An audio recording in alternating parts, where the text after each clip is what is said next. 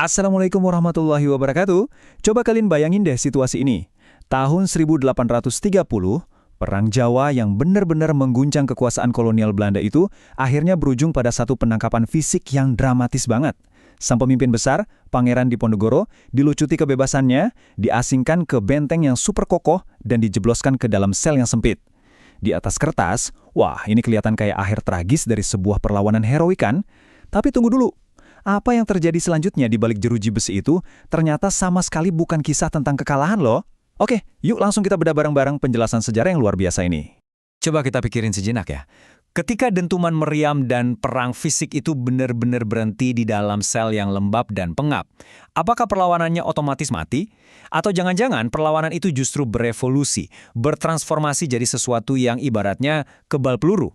Nah, ini dia nih pertanyaan provokatif yang bakal ngubah total cara kita memandang apa itu arti sebuah kekalahan. Bagian 1, penjara bukanlah akhir dari sebuah narasi. Banyak dari kita mungkin otomatis mikir, yang namanya penjara itu pasti garis finish dari sebuah perjuangan. Kalau kebebasan buat bergerak udah dicabut, ya tamatlah riwayat seseorang. Nah, Belanda pun mikirnya persis kayak gitu. Mereka merasa udah berhasil mencapai tujuan utama mereka, ngurung seorang pemberontak yang mereka anggap gagal, patah semangat, dan hancur lebur mentalnya. Tapi realitasnya, dan ini dengan brilian menggambarkan perbedaan antara apa yang Belanda pikir udah mereka capai dengan realitas Pangeran Diponegoro di Benteng Rotterdam. Beliau nggak hancur sama sekali. Beliau justru menjelma jadi seorang penulis dan pendidik yang super produktif di tengah segala keterbatasannya. Ya, pada akhirnya, kualitas kepribadian kita lah yang nentuin apa yang bisa tercipta, bahkan di dalam sebuah bilik penjara yang sempit sekalipun. Kalau kita lihat-lihat lagi, sejarah itu lumayan sering loh mencatat fenomena menakjubkan kayak gini. Coba ingat tokoh-tokoh besar seperti Buya Hamka dan Sayyid Qutb. Keduanya sukses melahirkan karya tafsir yang monumental di era modern. Tafsir Al-Asar dan fi Zilalil Quran justru pas mereka lagi mendekam di balik jeruji besi. Terus gimana dengan Pangeran Diponegoro, yang selama ini mungkin lebih kita kenal cuma sebagai panglima perang yang hebat? Jangan salah, sejak kecil beliau tuh udah milih buat menjauh dari kenyamanan istana. Beliau lebih suka membaur samar ayat biasa, memakai pakaian khas santri, dan mendalami ilmu tasawuf di bawah bimbingan ulama top kayak Kiai Taptojani. Kedalaman akar spiritual inilah yang akhirnya bikin beliau mampu menyulap kesepian penjara jadi ruang buat nyiptain karya-karya agung. Nah, pemahaman spiritual tadi bakal bawa kita ke bagian 2, Perang Kertas melawan kolonialisme. Memasuki tahun-tahun pertama pengasingannya, sekitar tahun 1831 sampai 1832, sang pangeran ngebuktiin satu hal penting, bahwa perlawanan itu nggak selalu butuh pasukan berkuda atau pedang yang tajam. Agar sejarah jangan ditulis oleh para pemenang perang saja, ini tuh esensi murni dari dekolonisasi narasi teman-teman. Pangeran Diponegoro sadar betul kalau Belanda pasti pengen sejarah cuma nyatat beliau sebagai tawanan yang kalah telak.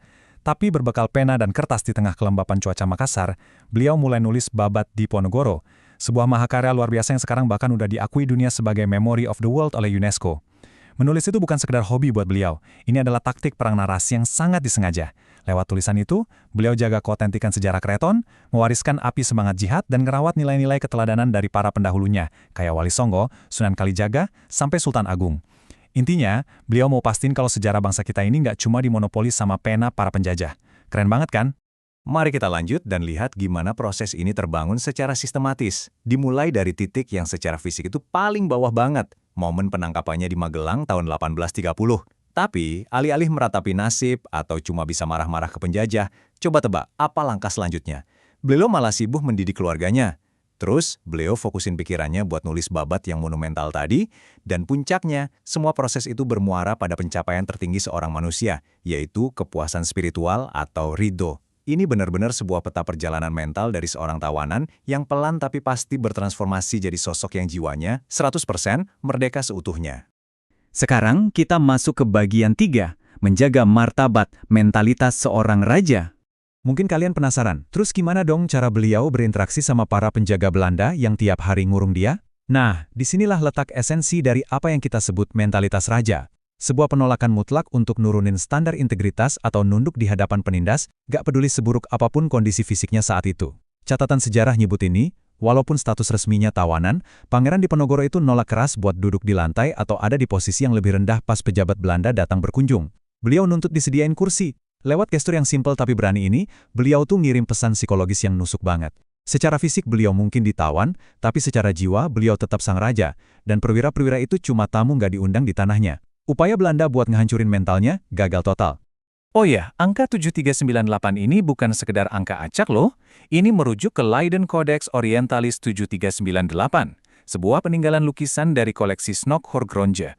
Lukisan historis ini ngerekam momen langka yang jadi bukti tak terbantahkan bahwa Diponegoro sukses menyulap sel pengasingannya yang sempit di benteng Rotterdam itu jadi sebuah madrasah, sebuah ruang kelas. Bayangin aja, di tengah intaian mata-mata Belanda, sang pangeran digambarin lagi khusyuk banget ngebaca teks ilmu tasawuf bareng keluarganya. Di dalam kondisi yang serba dibatasin secara ekstrim, beliau sama sekali nggak kehilangan arah. Beliau tetap ngejalanin otoritasnya dengan penuh wibawa, baik sebagai ayah maupun sebagai pemimpin spiritual buat orang-orang terdekatnya. Bagian 4. Ilmu tasawuf dan kebebasan spiritual. Di balik ruang penjara yang sepi itu, sang pangeran berhasil nemuin mekanisme pembebasan yang paling sempurna, lewat 3 tahap pendakian spiritual. Tentunya bukan dengan ngejebol tembok benteng ya, tapi lewat esensi dari kepasrahan ruhani. Berawal dari kurungan fisik yang mengekang, beliau membalik keadaan dengan mengubah sel penjara itu jadi ruang kholwat, semacam tempat pertapaan suci buat menyempurnakan kesadaran ruhaninya. Terus terang, dari balik penjara itu, beliau masih punya satu rindu yang mendalam dan mimpi besar yang belum kesampaian, pergi ibadah haji ke Tanah Suci. Tapi pas kenyataan nampar bahwa tubuh fisiknya nggak bakal pernah nyentuh Ka'bah, beliau ngejadiin tasawuf sebagai jalan buat mencapai keridoan.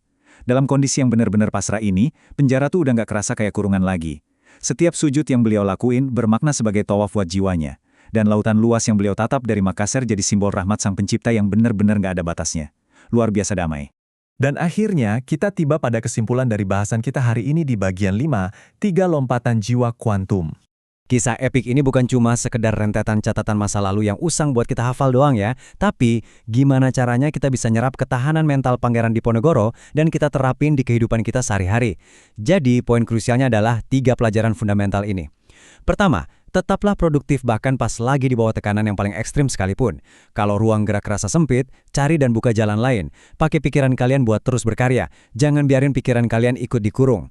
Kedua, jangan pernah ngerendahin martabat dan integritas kalian. Demi apapun, selama kalian berpegang teguh sama prinsip, kalian bakal tetap pegang kendali penuh atas diri kalian sendiri.